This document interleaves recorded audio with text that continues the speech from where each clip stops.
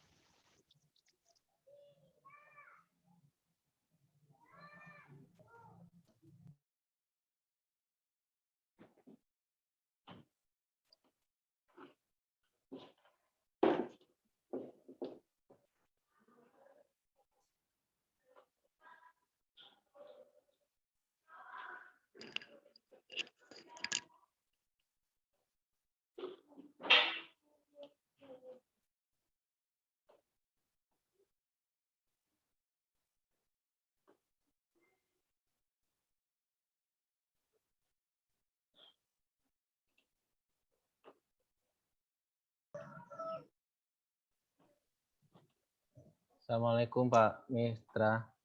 Waalaikumsalam. Pak Afri, apa kabarnya Pak? Sehat Pak, Alhamdulillah. Alhamdulillah. Bentar lagi kita mulai Pak ya. Ini saya Siap, Pak, konfirmasi teman-teman di kepanitiaan dulu Pak, di kemahasiswaan. Baik Pak.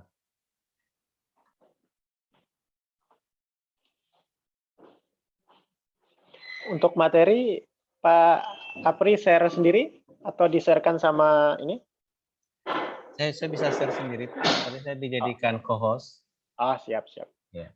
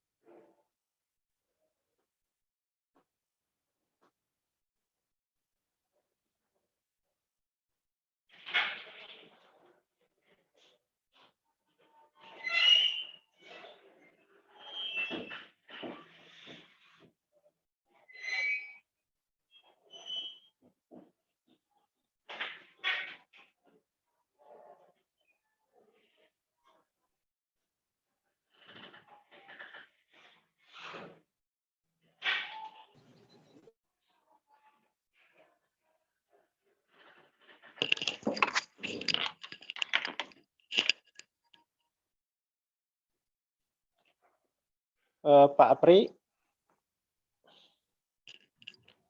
Ya, Pak Mitra. Mungkin sebentar lagi kita mulai ya Pak, karena kita mah agak telat ininya masuk ke buka ruang Zoom-nya, karena tadi ada kegiatan CDC. Biar teman-teman bisa masuk dulu Pak, biar nggak Siap-siap Pak. Terkait materi ini masih baru kita share dulu ke teman-teman yang di PKM Center. Biar segera masuk room. Pertama saya coba berbagi dengan adik-adik semuanya tentang penjelasan PKM kewirausahaan. Nah, apa sih sebenarnya PKMK itu? Adalah program tujuannya untuk membangun atau mendorong kreativitas teman-teman semuanya mahasiswa untuk menciptakan aktivitas usaha. Setidaknya adik-adik dicoba dari program ini menumbuhkan semangat untuk berwirausaha. Nah, langkah yang pertama dilakukan sebelum adik-adik menyusun proposal, yaitu harus melakukan analisis terlebih dahulu. Analisis apa? Kedengaran suaranya? Kedengaran Pak, kedengaran. Kedengaran ya? Oke, analisis yang pertama adalah kebutuhan dan peluang pasar apa yang bisa adik-adik ciptakan menjadi sebuah komunitas untuk memenuhi kebutuhan dan peluang pasar tersebut. Nah, nanti saya detailkan bagaimana teknisnya melakukan analisis kebutuhan dan peluang pasar. Nah, ketika sudah melakukan analisis kebutuhan dan peluang pasar, langkah selanjutnya adalah yaitu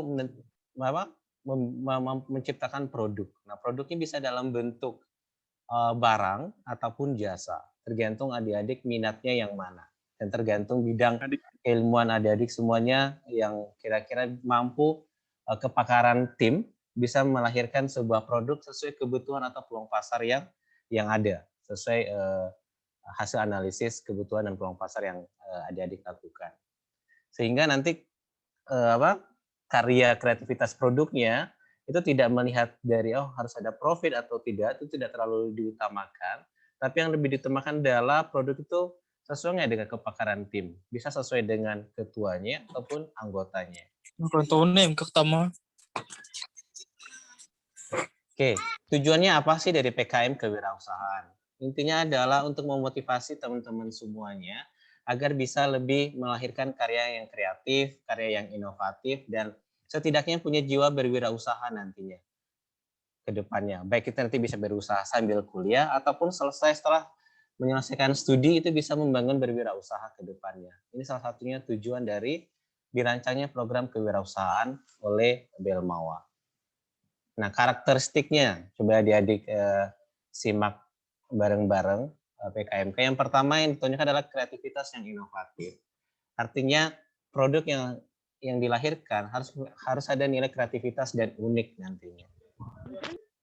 Nah, poin keduanya adalah tidak semata-mata berorientasi pada profit seperti yang saya sampaikan, tapi lebih menonjolkan atau menunjukkan kepakaran tim. Kedengaran ya suaranya ya. Nah, barang atau jasa yang dihasilkan komunitas usahanya adalah barang atau jasa bentuknya, tapi barang dan jasa yang dilahirkan tadi tidak boleh menjadi kompetitor produk sejenis yang sudah ada. Itu harus adik-adik ingat bahwa ketika sudah menyusun proposal PKM kewirausahaan, sudah melakukan analisis peluang pasarnya seperti apa dan kebutuhan pasar. Akhirnya adik-adik sudah menentukan saya mau barang atau mau jasa. Dan adik-adik harus bisa memastikan bahwa produk atau komoditas usaha yang dilahirkan dan diciptakan itu tidak menjadi kompetitor produk sejenis yang sudah ada di masyarakat. Dan yang terakhir kriterianya atau karakteristiknya adalah pelaku usaha sendiri adalah adik-adik sendiri sebagai mahasiswa, bukan masyarakat. Itu yang harus kita pahami bersama bahwa pelakunya adalah mahasiswa. Nah, ruang lingkupnya 2, PKMK ini salah satu adalah solusi tantangan intelektual. Terus yang kedua, barang atau jasa itu harus merupakan jelmaan dari penguasaan iptek. Nah, konsep pelaksanaannya karena saat ini di masa pandemi agak berbeda sebenarnya dengan mungkin 2019, tapi 2020 mungkin mirip karena juga banyak yang online di 2020 kemarin. Nah, bisa menggunakan kombinasi 3 poin, virtual, digital, online, dan offline. Nah, ketika adik-adik memilih untuk offline itu benar-benar harus memperhatikan protokol kesehatan COVID-19. Nah, pada dasarnya ini bisa dikombinasikan 3 konsep ini untuk konsep pelaksanaannya. Detailnya seperti apa? Coba kita jabarkan. Yang pertama, ketika adik-adik melakukan perencanaan, maka seperti tadi untuk melakukan proses analisis kebutuhan dan peluang pasar, adik-adik itu bisa sebenarnya menggunakan data sekunder. Tapi kalau tidak cukup dengan data sekunder, tetap perlu melakukan menggunakan data primer, itu diperbolehkan, tapi teknisnya harus surveinya secara daring. Nah, bisa memanfaatkan Google Home, wawancara melalui media elektronik atau media sosial misalkan, tapi tanpa melakukan kontak fisik. Jadi bisa melalui data sekunder saja, tapi kalau saya dirasa tidak cukup dengan data sekunder untuk melakukan analisis kebutuhan dan peluang pasar, adik-adik bisa menggunakan data primer, tapi dengan catatan harus secara daring. Oke. Nah, untuk pelaksanaannya sendiri, itu dapat dilaksanakan secara daring juga saat ini. Tapi tetap juga bisa diizinkan menggunakan luring atau turun ke lapangan, tapi harus protokol COVID-19 itu harus secara ketat. Dan semuanya harus didokumentasikan nanti. Jadi tinggal adik-adik ini mau merancang PKMK, apakah nanti pelaksanaannya memilih daring saja, atau mau menggunakan luring, tapi benar-benar adik-adik bisa timnya bisa benar-benar menerapkan protokol kesehatan ketika melakukan pelaksanaan di lapangan. Nah, produknya sendiri, kalau tahun kemarin itu cukup dalam hal video, jadi tidak harus bentuk fisik. Tapi tahun ini dibolehkan adik-adik membuat atau produknya dibuat dalam bentuk fisik sebagai contoh produk jadi, dan dalam pembuatan produk juga dan pemasarannya itu adik-adik diperkenankan bisa kerjasama dengan pihak ketiga atau mitra.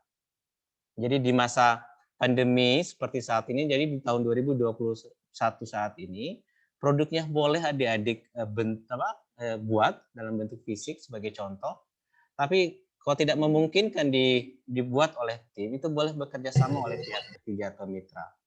Baik dari proses produksi ataupun proses pemasarannya. Jadi lebih sangat sederhana di zaman pandemi, kalau menurut saya adalah lebih simpel pelaksanaan PKMK-nya. Tidak serumit di tahun 2019 yang menggunakan luringpo, karena pasti harus melahirkan produk dan tidak ada kerjasama dengan pihak ketiga. Tapi di 2021 diperkenakan kerjasama dalam hal produksi produk dan pemasaran. Nah, luaran dari PKM kewirausahaan, salah satunya selain dari aktivitas usaha yang adik-adik lakukan, yang pastinya adalah adik-adik harus membuat laporan kemajuan. Nah, karena ketika nanti sudah ada monef eksternal, kan laporan kemajuannya itu harus dibuat. Nah, formatnya, sistematikanya, nanti adik-adik lihat di panduan cara penyusunan laporan kemajuan. Kemudian laporan akhir, ada produk wirausaha, artikel ilmiah. Tapi artikel ilmiah ini adik-adik buat ketika sudah lolos pendanaan dan sudah melakukan laporan kemajuan dan sudah melakukan monef eksternal dan dinyatakan lolos PIMNAS, maka adik-adik harus menyusun artikel ilmiah. Nah, template-nya seperti apa, formatnya nanti lihat PKM artikel ilmiah. Nah, satu hal juga adik-adik harus ingat, pelaksanaan PKM kewirausahaan, semua kegiatan itu harus didokumentasikan dalam catatan harian. Jadi nanti harus jelas pembagian kerja timnya. Nah, catatan harian dituangkan dalam bentuk logbook. Oke, nah semua laporan kemajuan nanti adik-adik susun dan laporan akhir, semuanya harus merujuk dari logbook yang adik-adik buat selama proses pelaksanaan kewirausahaan. Jadi semuanya harus tertib administratif ketika sudah dinyatakan lolos pendanaan untuk tahap selanjutnya agar poinnya terpenuhi agar semoga kedepannya bisa lolos PIMNAS ketika memang poin-poin tahap-tahapannya adik-adik dinyatakan memenuhi. Nah, ini sedikit saya berbagi. Apa sih bedanya panduan 2020 dengan 2021? Ada beda atau tidak? Ada yang masih sama adik-adik, ada beberapa perbedaan.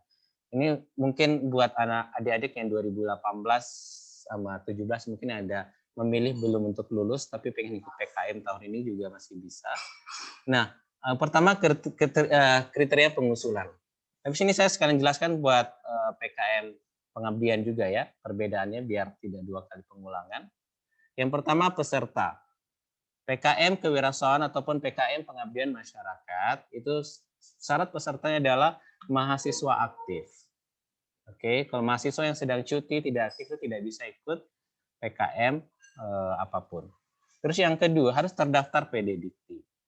Sama dengan tahun ini juga. Nah pertanyaannya 2020 bisa ikut nggak sih? Nah tergantung, silahkan diverifikasi ke universitas. 2020 apakah sudah terdaftar PD Dikti atau belum? Kalau sudah, berarti adik-adik 2020 tuh boleh ikut serta. Tapi kalau belum terdaftar PD Dikti, adik-adik bisa ikut serta di tahun depannya, 2022. Oke, jelas ya? Nah, poin keduanya jumlah anggota tim. Kalau PKM kewirausahaan, tahun kemarin dengan tahun ini tetap sama, 3 sampai 5 orang. Tapi kalau untuk PKM PM, tahun kemarin tuh 4 sampai 6 orang, tahun ini berubah, 3 sampai 5 orang. Jadi kalau adik-adik mau membuat PKM kewirausahaan atau PKM PM, anggotanya minimal 3, maksimal 5 tahun ini. Nah, bidang kegiatan. Disarankan atau dianjurkan adalah sesuai bidang minimal ketua atau salah satu anggota. Tahun ini juga tetap sama, seperti itu. Dan dianjurkan, tapi kalau menurut saya itu sebaiknya harus lintas angkatan. Tahun ini juga. Jadi adik-adik kalau mau pengen membentuk tim, pastikan timnya terserah mau 3 atau sampai 5, misalkan 5, memilih 5, pastikan dari 5 itu ada angkatan yang berbeda. Semoga juga bisa berkolaborasi dengan prodi yang lain. Artinya akan ada perbedaan bidang ilmu itu akan lebih bagus. Terus yang kedua, dana kegiatan. Apa bedanya panduan tahun 2020 dengan 2021? Dana kegiatannya tahun kemarin itu 5 sampai 12,5 juta. Nah, saat ini itu range-nya 5 sampai 10 juta. Nah, 2020-2021 juga itu diizinkan menerima bantuan dana di luar atau sumber lain. Kalau tahun kemarin itu maksimal 50%, tahun ini maksimal 25%. Kalau seandainya dilihat dari 10 juta, berarti kalau 25% adalah 2,5 juta. Nah, harus ada lampiran juga surat pernyataan dari mitra dari sumber lain tersebut. Yang ketiga, itu adalah sistematika proposal PKMK. Tidak ada yang jauh berbeda dengan tahun kemarin karena semuanya sistemnya online, dientrikan ke Sindelmawa. Mulai dari konten halaman cover itu tidak ada perbedaan. Konten halaman pengesahan juga itu dientrikan, itu lepas dengan halaman lainnya. Dan nanti kemudian persetujuan dosen pembimbing, persetujuan pembimbing PT, semuanya validasi secara online. Jadi lebih sangat simpel di tahun kemarin dengan tahun ini. Nah, panjang judul. Adik-adik juga harus bisa memastikan karena tahap pertama itu adalah administratif. Seleksinya di Belmawa. Nah, judul jangan lebih dari 20 kata. Sama juga tahun ini tidak lebih dari 20 kata. Nah, disarankan tidak ada akronim. Karena kalau adik-adik menggunakan akronim, itu harus baku. Kemudian daftar pustaka. Tahun kemarin sama tahun ini sama tuh wajib ada. Nah, adik-adik biasanya banyak kendala dalam cara menulis daftar pustaka. Panduannya sudah ada di panduan masing-masing bidang, cara penulisan daftar pustaka. Karena ini kendala administratif, jadi adik-adik tolong pelajari cara menulis daftar pustaka sesuai yang diminta oleh Belmawa di panduan tersebut, di masing-masing buku pedoman. Bagaimana cara menulis daftar pustaka. Karena ini hal sepele, hal yang mungkin luput dari perhatian tim, tapi ini penting juga untuk lolos administrasi. Selain yang pertama judul, yang kedua daftar pustaka. Yang ketiga, ini poin intinya, itu halaman utama. Halaman utama itu dibagi 3 adik-adik. Ada daftar isi lihat cara menulis, yang terpenting adalah cara menulis penomoran halaman. Itu di bawah, kanan di bagian bawah, dengan huruf I kecil, ya nanti dicek lagi panduan. Tapi kalau halaman inti, mulai dari pendahuluan sampai daftar pustaka, itu penomoran halaman itu di sebelah atas kanan. Angka 1 sampai 10. tolong adik-adik di sini, karena kemarin sempat dijelaskan ada tahu dan taat peraturan, artinya kalau diminta 10 halaman, jangan kurang dan jangan lebih. Jadi halaman inti di sini, mulai dari pendahuluan sampai daftar pustaka, adik-adik harus menulis sampai 10 halaman, tidak kurang dan tidak lebih. Kemudian lampiran. Lampiran masing-masing PKM ada template-nya, silakan lihat di panduan. Nah, halaman utama ini disimpan dalam file PDF untuk diupload nantinya. Nah, yang keempat, poin keempat adalah seleksi dan penilaian proposal. Nah, kan ada seleksi internal PT, tahun kemarin ada, tahun ini juga ada. Karena UTS saya tidak tahu ada di klaster berapa, pasti ada batasan jumlah proposal yang bisa diupload, otomatis akan ada seleksi. Ketika jumlahnya banyak yang mengusulkan proposal, tingkat PT akan melakukan seleksi karena sesuai kuota. Terus yang kedua, seleksi berikutnya adalah Belmawa. Tahun kemarin itu hanya 1 tahap, tahun ini ada 2 tahap adik-adik. Tahap pertama itu administratif, mulai dari judul, mulai dari daftar isi, spasinya 1,15, bukan 1,5 ya, kadang banyak yang koledor. Kemudian fontnya Times New Roman, jangan di otak-atik yang lain, fontnya 12, marginnya kiri 4, atas bawah kanan itu 3.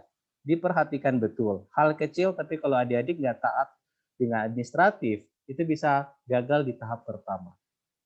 Nah, ketika adik-adik sudah yakin di tahap administratif itu sudah rapi, baru akan ada tahap kedua, yaitu kreativitas dan kualitas dari proposal. Baru isi yang dilihat. Kemudian tahap berikutnya kan ada Monef, ketika adik-adik sudah dinyatakan lolos proposalnya, adik-adik menjalankan pelaksanaan, nanti akan ada Monef dan laporan kemajuan.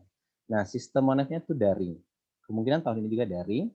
Laporan akhir, artikel ilmiah, poster, semuanya ikuti panduan nanti di skemanya, sistematikanya ada di panduan secara detail. Itu sudah dijabarkan cukup jelas di panduan masing-masing PKM. Ini sama penjelasan untuk PKM kewirausahaan dengan PKM pengabdian, atau disingkat PKM PM. Nah, poin apa sih yang dinilai dari proposal PKM kewirausahaan? Poinnya, skornya harus, itu adalah totalnya 100 skor. Ini harus adik-adik juga perhatikan, agar tidak capek-capek membuat proposal, tapi adik-adik tidak tahu apa aja sih yang dinilai dari proposal. Yang pertama dinilai adalah kreativitas. Perhatikan bobotnya. Untuk gagasan, harus unik dan bermanfaat, itu bobotnya 25. Jadi adik-adik harus bisa memenuhi bobot tertinggi. Kemudian ada keunggulan produk atau jasa, itu 25 juga bobotnya. Ada peluang pasar, ini juga cukup tinggi, yang kedua 20 bobotnya. Ini poin 1, 2 ini cukup tertinggi bobotnya. Kemudian poin ketiga itu potensi program.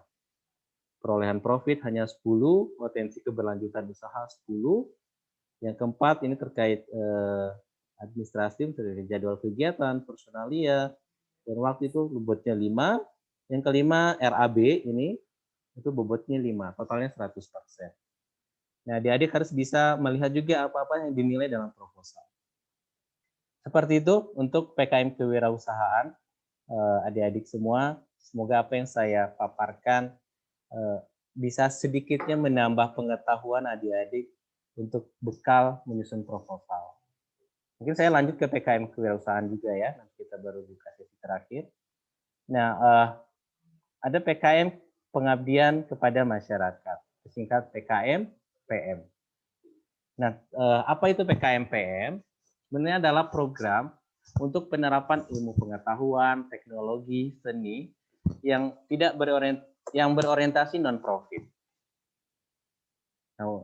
Dan dalam upaya untuk membantu mengakhiri kemiskinan, mengurangi kesenjangan, melindungi lingkungan, dan mitranya siapa? Yang mitra adalah masyarakat non-profit. Siapakah itu?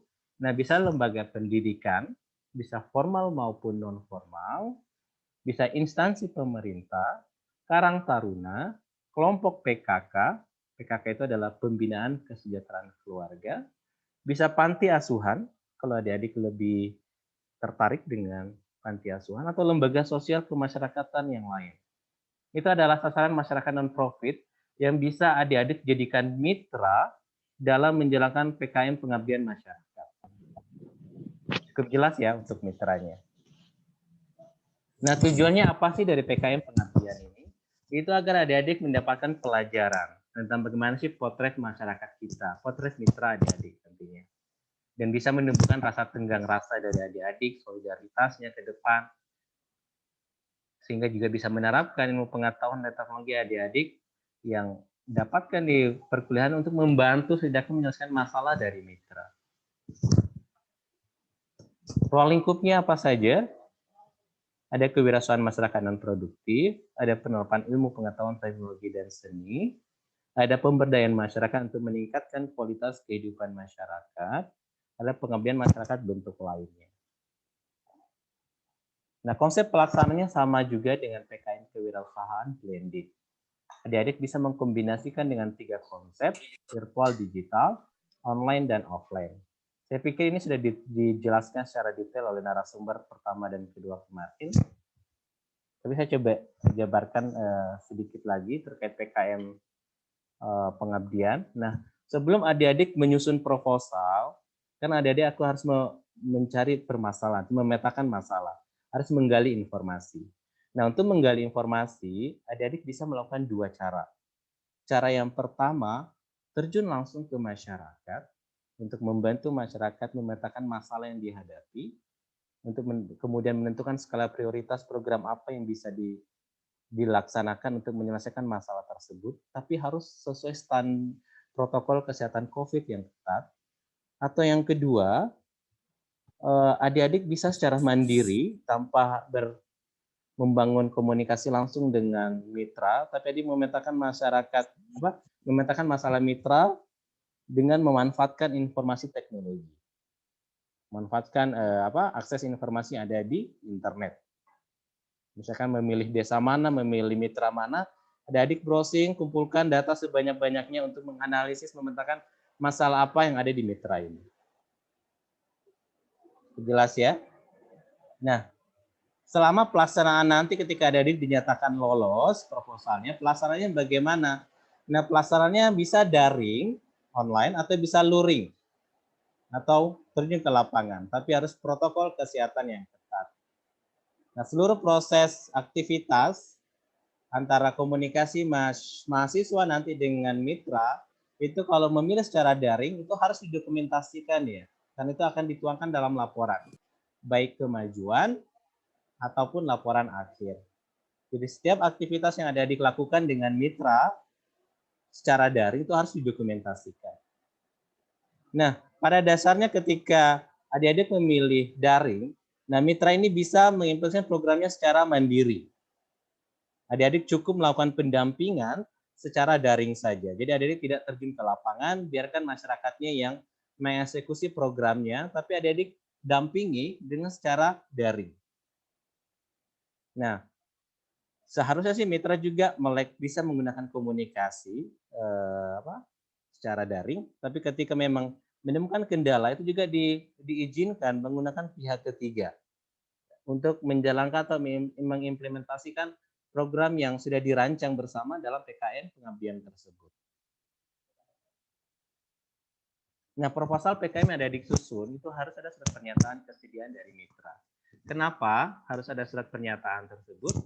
Ya karena agar mitra juga tahu program apa saja yang akan dijalankan dalam program PKM-PM tersebut terhadap mitranya. Nah, surat pernyataannya cukup ditandatangani, tidak harus ada stempel, tapi tantangannya harus tantangan basah. Dan ketika memilih PKK tidak harus kepala dusun atau kepala desa, tapi cukup ketua kelompoknya saja yang bertanda tangan. Seperti itu. Nah, luaran dari PKM ini apa saja? Yang pasti pertama adalah laporan kemajuan. Nah, harus melampirkan semua dokumentasi yang ada dilakukan baik daring atau luring. Kemudian laporan akhir juga. Produk dari program tersebut bisa berupa pedoman pelaksanaan program. Yang terakhir ada artikel ilmiah. Ketika dinyatakan juga lolos dalam Timnas. Nah, bagaimana membuat artikel ilmiah baca dengan detail atau seksama di panduan itu sudah jelas sekali. Nah, apa sih yang dinilai dari PKM pengabdian agar adik-adik bisa lolos nanti pendanaan? Yang pertama kreativitasnya adalah perumusan masalah. Bagaimana rumusan masalah yang adik-adik angkat dalam proposal tersebut? Itu bobotnya ada 15. Kemudian ketepatan solusi, fokus dan interaktif. Itu bobotnya 10. Kedua, ketepatan masyarakat mitra. Itu bobotnya 15. Nah, ini yang ketiga adalah potensi program. Nilai tambah untuk masyarakat mitra, itu bobotnya 10. Nah, ini keberlanjutan program yang tertinggi 20. Jadi, program yang adik-adik rancang itu harus ada keberlanjutan. Karena ini bobotnya cukup tinggi, 20 tertinggi. Kemudian ada kemanfaatan, 10 bobotnya. Nah, penyusunan jadwal kegiatan dan tim itu 10 bobotnya. Pelaksanaan berbasis protokol COVID-19 itu 10 bobotnya. Ini poin-poin yang harus adik-adik perhatikan dalam menyusun proposal agar nanti bisa lolos pendanaan. Demikian adik-adik semua yang bisa saya share terkait PKM kewirausahaan, PKM pengabdian kepada masyarakat. Jika ingin berdiskusi, boleh saya serahkan ke panitia. Baik, terima kasih Pak atas pemaparannya. Kami dari panitia mengucapkan terima kasih banyak untuk Bapak Apriyadi Lanendrang SPMA yang telah memberikan materi pada siang hari ini mengenai PKM kewirausahaan dan PKM pengabdian kepada masyarakat. Berikutnya kita langsung masuk sesi tanya jawab. Jika ada teman-teman yang ingin bertanya atau menyampaikan ide-idenya dan bisa kita diskusikan di sini, silakan raise hand dan bertanya.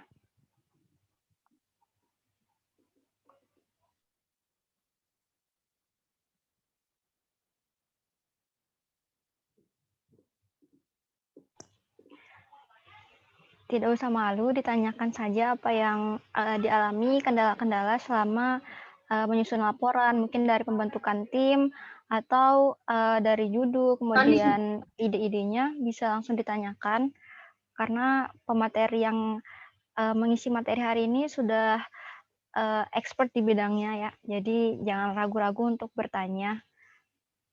Biar nanti ke depannya adik-adik semua bisa dapat gambaran dalam pelaksanaan PKM-nya. Silakan raise hand dan mengajukan pertanyaannya.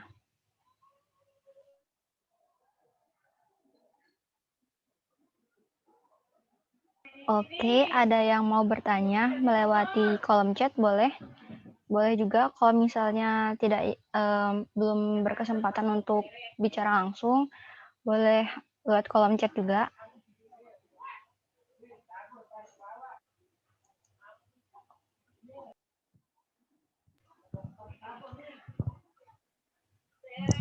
Sambil nunggu pertanyaan, Mbak, Ya, bisa Pak. sedikit mengingatkan aja buat adik-adik. Yang pertama yang terpenting adalah timnya, cari benar-benar partner tim yang bisa diajak bekerja sama.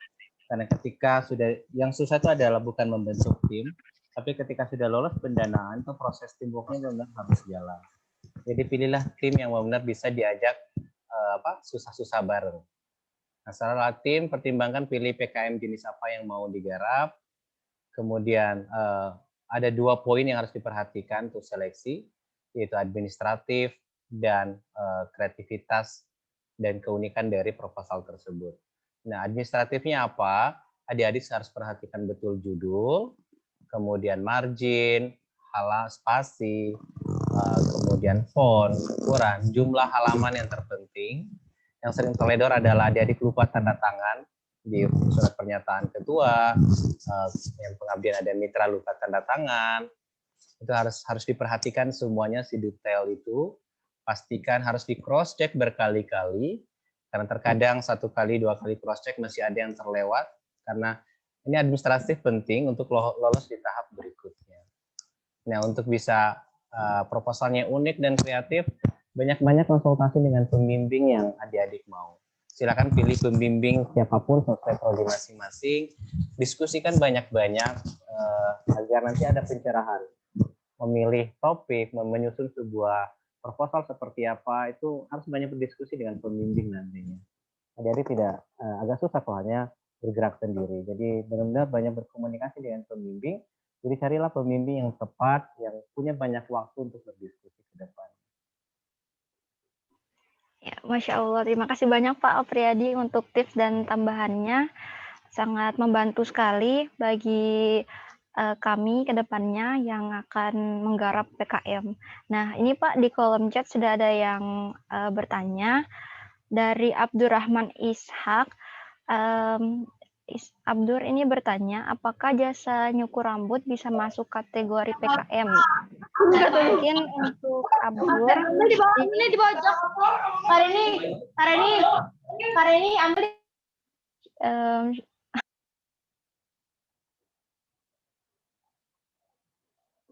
Bisa diulang suaranya terputus.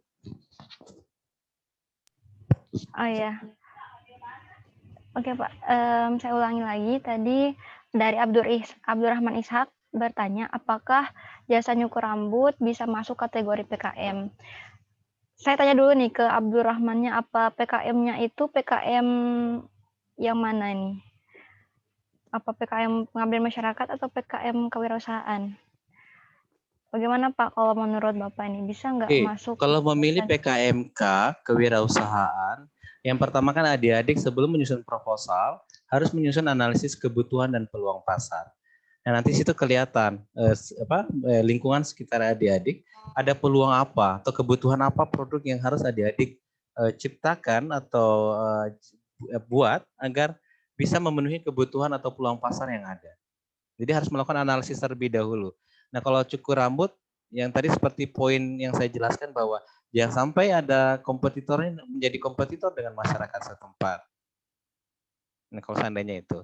Tapi kalau memilih PKM pengabdian, harus pastikan juga, petakan dulu masalahnya. Masalah apa yang muncul di masyarakat di mitra kita? Apakah masalah itu benar-benar sebuah yang besar yang butuh program yang harus kita stimulus agar bisa selesai masalah itu. Jadi bukan kita yang memikirkan mencari-cari masalah, tapi kita harus memetakan terlebih dahulu. Nah, cara memetakan bisa dua, bisa berdiskusi atau membantu masyarakatnya untuk memetakan permasalahan, atau bisa kita